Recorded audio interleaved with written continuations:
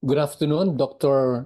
Adelfo Vertudazo, and I am here to present my last presentation on and about the international political economy. And the topic that I'll be presenting today is about the international political economy, an instrument of competition and conflict.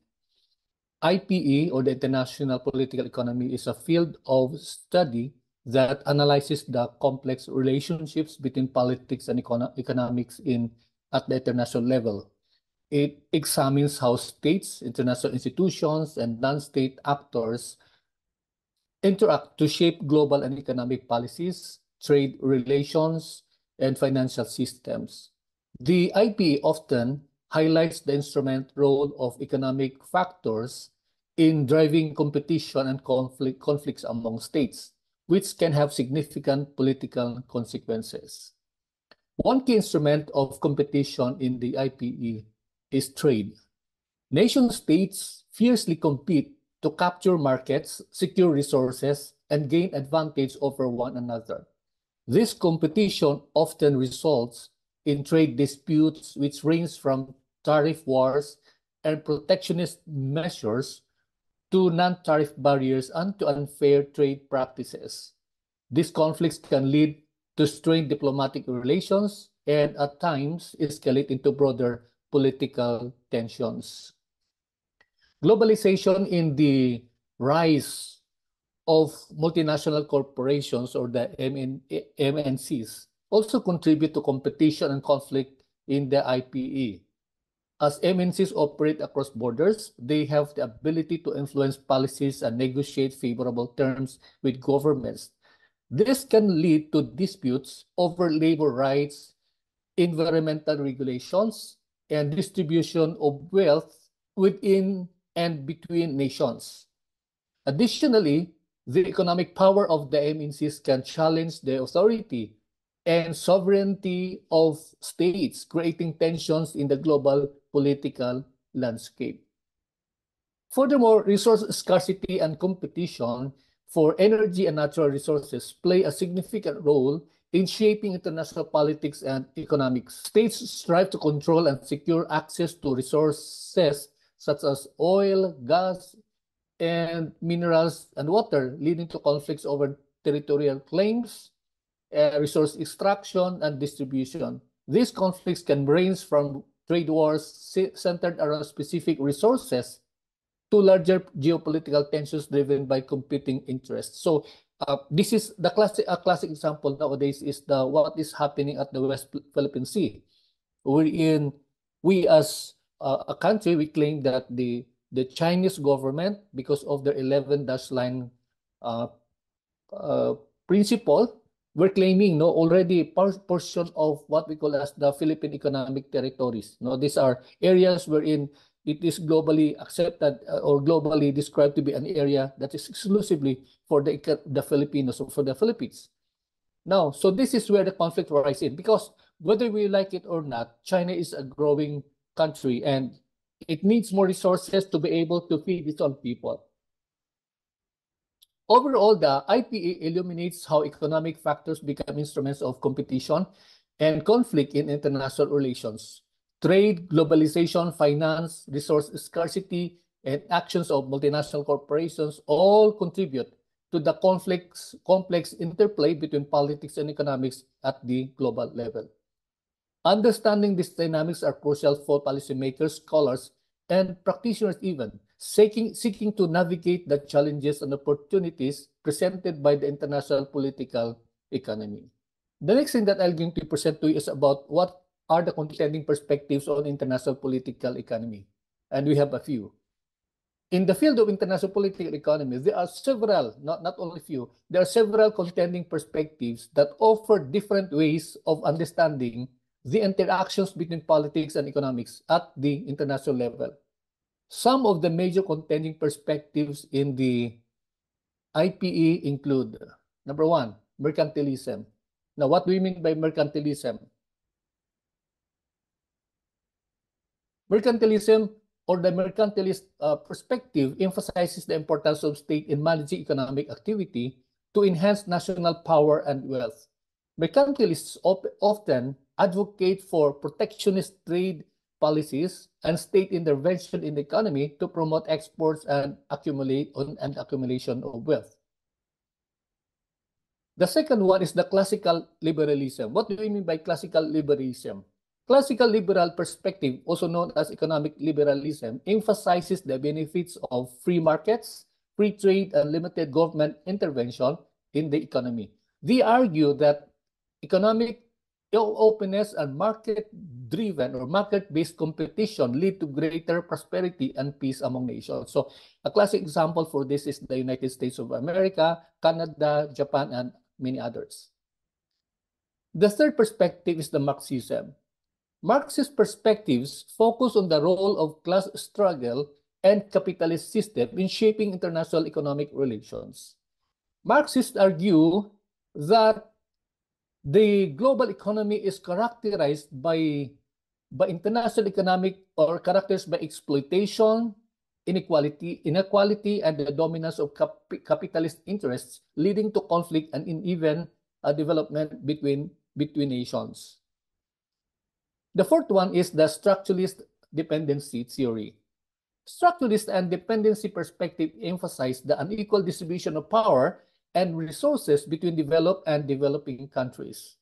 They argue that historical and structural factors have led to the dependence of poorer countries on rich ones, perpetuating underdevelopment and inequality in the global economy. I think a classic example for that is what is going on with France and other African nations, and it has caused conflict so much because France is known to have been extracting so much of the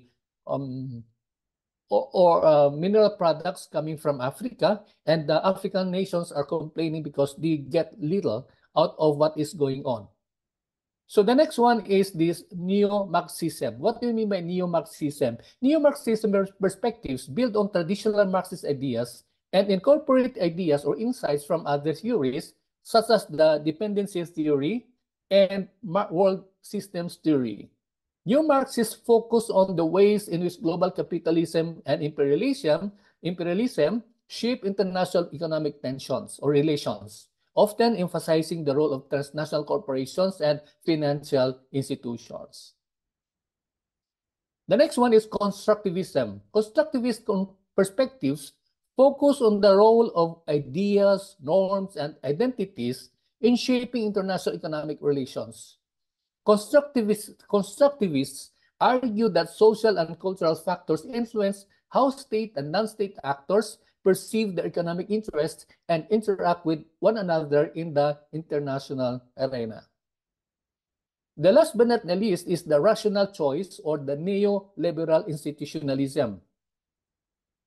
Rational choice and neoliberal institutionalist perspective apply microeconomic principles to the study of international institutions and cooperation.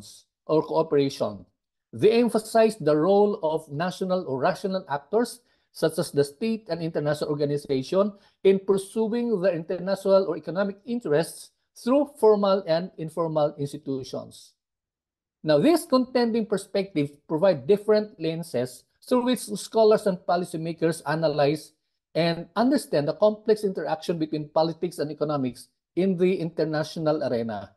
Its perspective offers unique insights and critiques of the global economic system, contributing to ongoing debates about the nature and international or economic relations.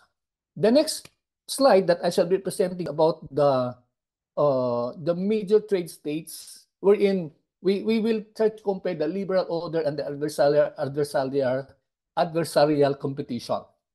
In the context of major trade states, the debate often revolves around whether the international economic order is characterized by a liberal order or adversarial competition.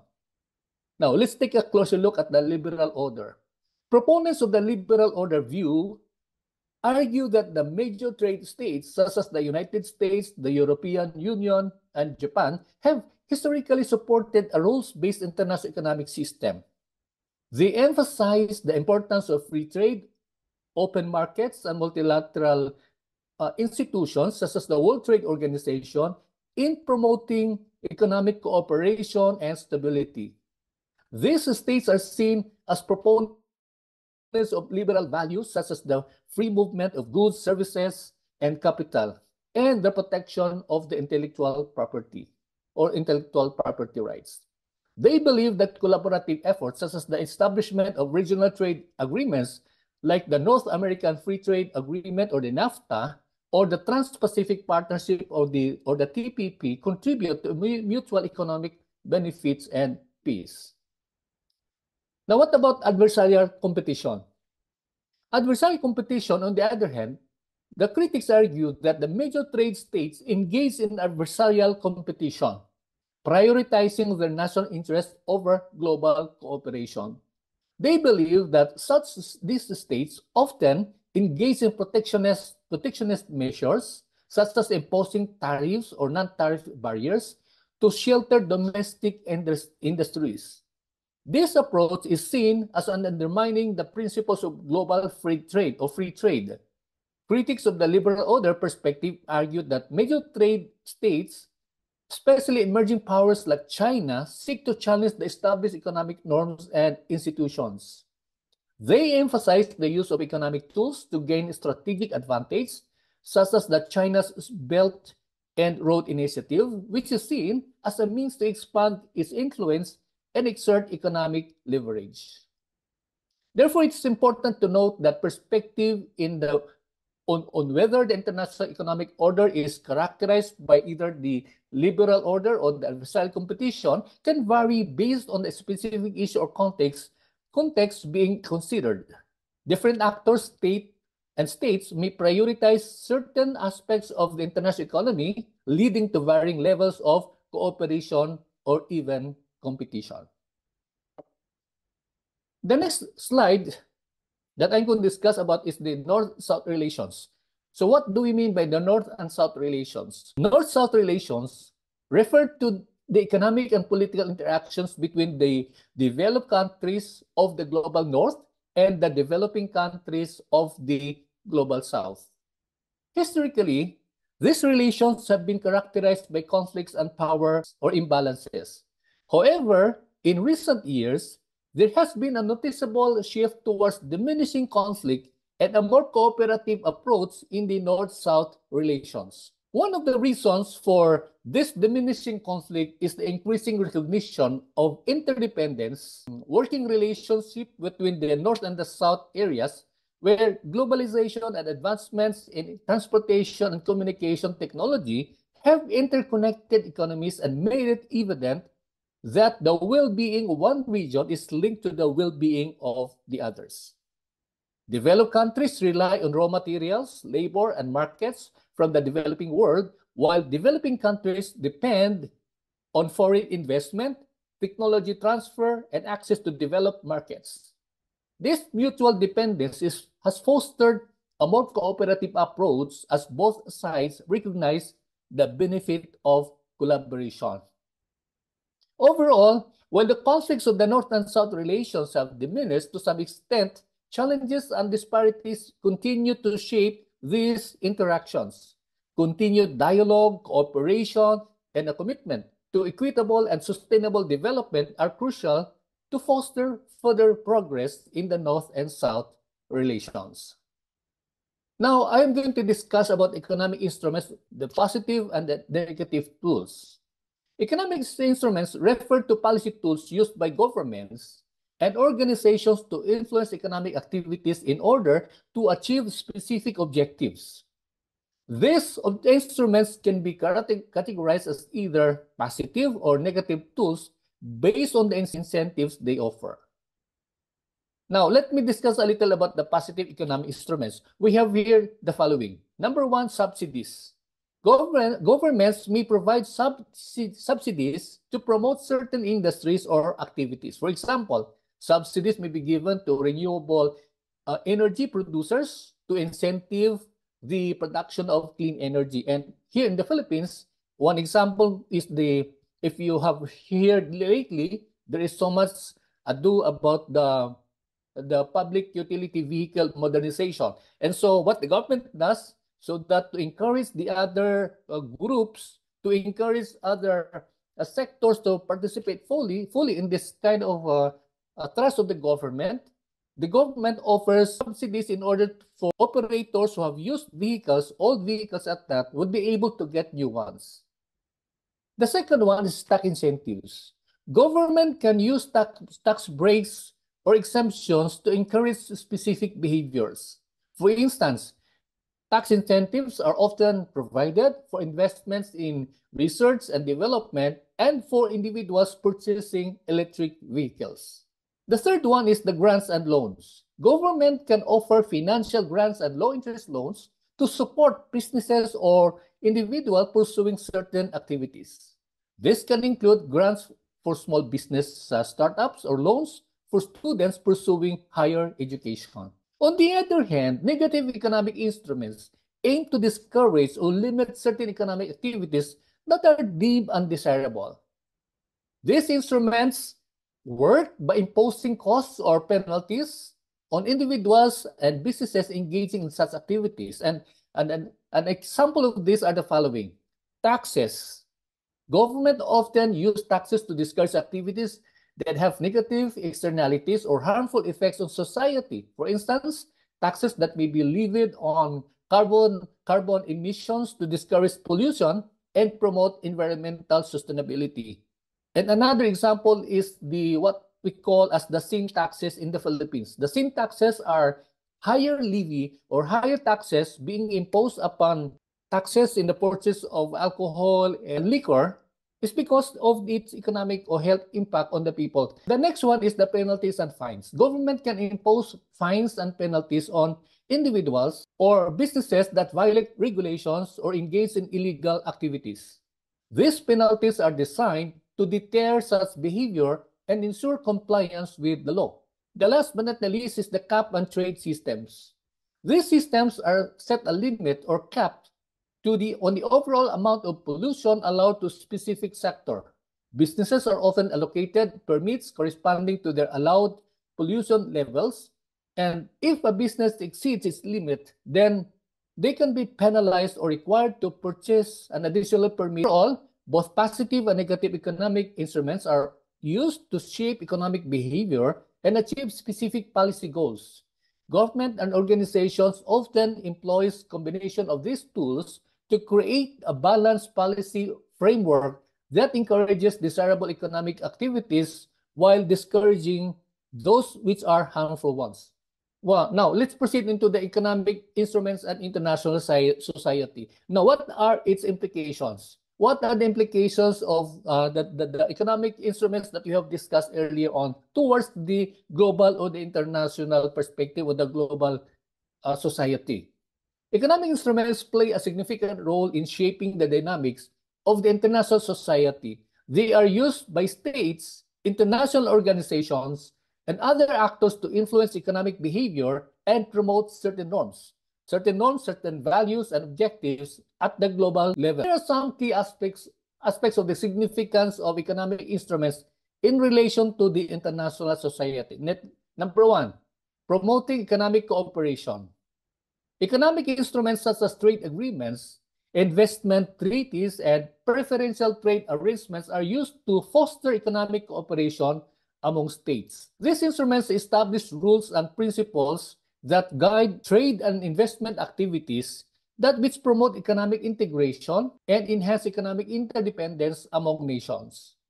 The second one is the shaping of global governance. The economic instruments help shape the global instruments, or the economic instruments contribute to the development and evolution of global governance structures. They serve as mechanism for establishing international standards, rules and regulations governing economic activities. For example, institutions like the World Trade Organization or WTO and the International Monetary Fund utilize economic instruments to facilitate cooperation, resolve disputes, and foster economic stability and development. The third one is the promotion of global development. Economic instruments are utilized to address the development challenges and promote global economic growth and development assistance. For instance, are economic instruments which are used to provide financial and technical support to developing nations. These instruments aim to reduce poverty, improve living standards, and promote sustainable development in less developed countries. The fourth one is addressing global challenges. Economic instruments are increasingly being utilized to tackle global challenges such as climate change, environmental degradation, and equality. For instance, carbon pricing mechanism and emissions trading schemes are economic instruments which are used to incentivize the reduction of greenhouse gas emissions. Additionally, social welfare policies and taxation systems are economic instruments used to address inequalities and promote social inclusion. Now, the last but not the least is shaping norms and values. Economic instruments contribute to the diffusion and promotion of certain norms and values within the international society. For example, trade agreements often include provisions relating to labor rights, environmental standards, and intellectual property protection, which reflect certain societal values and norms. Economic instruments serve as tools to influence and shape behavior in line with desired norms and values. In conclusion, economic instruments can have significant role in shaping the international society by promoting economic cooperation, influencing global governance, addressing development challenges, tackling different global issues, and shaping norms and values. These instruments serve as a practical tools to achieve specific economic and societal objectives at the global level. Good afternoon, sir. This is going to be the continuation of my presentation. Earlier on, I was able to present and discuss about the instruments of cooperation and competition. And right now, in this presentation, I shall be tackling about the international political economy and what are the institutions of cooperation and integration that makes the somehow creates or comes out with a viable or doable future for all the countries or all the stakeholders involved. Now, first in the list is the World Bank Organization. What does the World Bank do? The World Bank, or also known as the International Bank for Reconstruction and Development, is an institution of cooperation and integration. A specialist agency of the United Nations that serves as an institution of cooperation in the field of international development.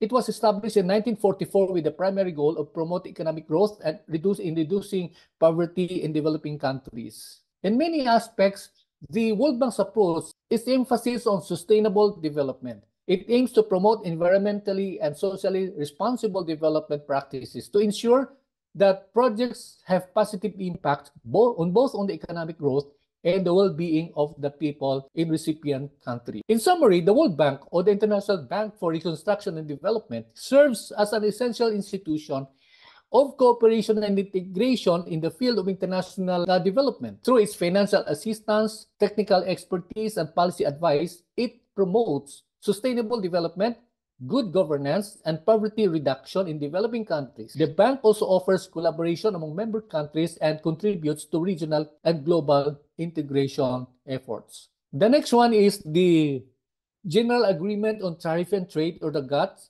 which is also the precursor of the World Trade Organization. Now, the General Agreement on Tariffs and Trade and its successor, the World Trade Organization, or the WTO, are institutions of cooperation and integration in the realm of international trade. GATT was established in 1947 as a multilateral agreement aimed at promoting free trade by reducing tariffs and other barriers to trade. It provided a framework for negotiations between countries to help liberalize trade and resolve trade disputes. GATT operated as a series of rounds for negotiation, and most notable of which was the Uruguay round, which concluded in 1994. The Uruguay round negotiations resulted in the establishment of the World Trade Organization in 1995, and the WTO serves as an institutional structure for the implementation and management of rules and agreements on international trade. It provides forum for its member countries to negotiate trade agreements and address trade concerns and settle disputes related to trade. The European Union and European Free Trade Area, or EFTA, are two significant institutions of cooperation and integration in Europe. The EU is a political and economic union of 27 member states.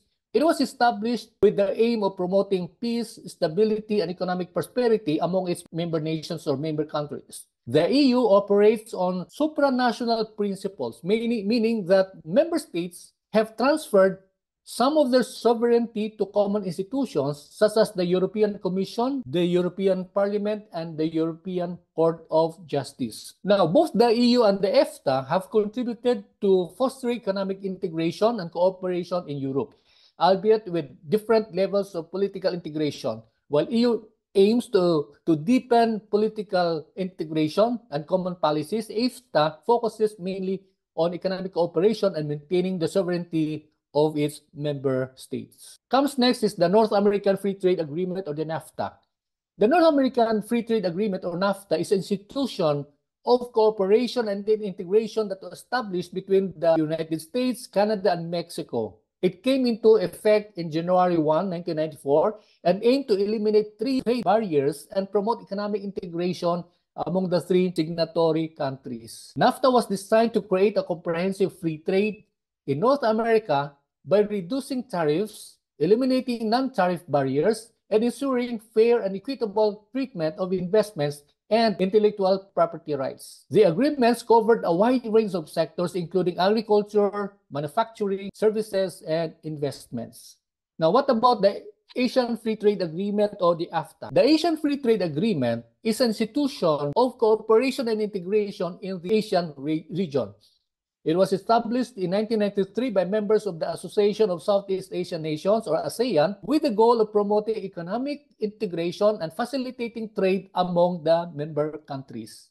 PAFTA is based on the principles of free and the reduction of trade barriers among its member states, and it also aims to create a single market and production base in the region, allowing for free flow of goods, services, and investments, and skilled labor. In summary, the Asian Free Trade Agreement, or AFTA, serves as an institution of cooperation and integration by promoting free trade, reducing trade barriers, and facilitating economic integration among its member states in the ASEAN region. Asia-Pacific Economic Cooperation, or APEC. The Asia-Pacific Economic Cooperation is a regional economic forum established in 1989 to leverage the growing interdependence of the Asia-Pacific region. APEC's primary goal is to promote free trade and economic cooperation throughout the Asia-Pacific region, which includes 21 member economies from both sides of the Pacific Ocean. These member economies include some of the world's largest, most dynamic economies, such as the United States, China, Japan, South Korea, Australia, and many others. Now, allow me to just discuss a little about the core areas of cooperation under APEC. Number one, it's the trade and investment liberalization. Number two, business facilitation. APEC aims to simplify and harmonize business regulations and procedures to make it easier for businesses, particularly small and medium-sized enterprises, to engage in international trade. And number three, economic and technical cooperation. APEC member economies collaborates on a wide range of issues, including sustainable development, digital economy, human resource development, and infrastructure development to promote economic growth and stability in the region. Now let's proceed to one of the most interesting international collaboration, or North Atlantic Treaty Organization, or NATO, which is an intergovernmental military alliance established in 1949 to provide collective defense against aggression and to promote stability and security in the North Atlantic area.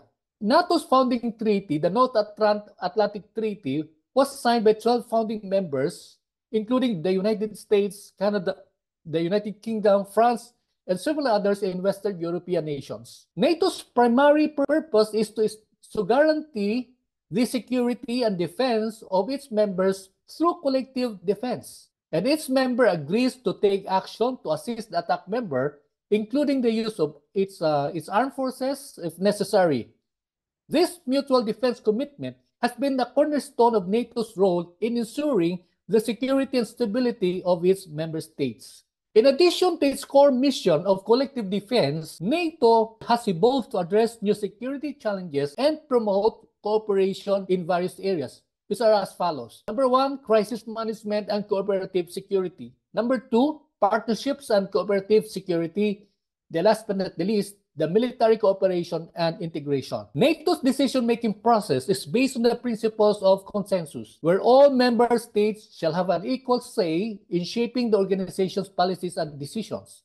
The alliance is governed by a variety of bodies, including the North Atlantic Council, which serves as the principal political decision-making body, and various committees and working groups that address specific issues such as defense planning, cooperation with partner countries, and crisis management. Now let's proceed to Asia, to the Association of Southeast Asian Nations, or ASEAN. The Association of Southeast Asian Nations is a regional intergovernmental organization founded in August 8, 1967, with the signing of the Bangkok Declaration by countries such as Indonesia, Malaysia, the Philippines, Singapore, and Thailand. Brunei Darussalam, Vietnam, Laos, and Myanmar, and even Cambodia later joined in the association. ASEAN's primary objective is to promote economic, political, security, and socio-cultural cooperation and integration among its member states in the Southeast Asia.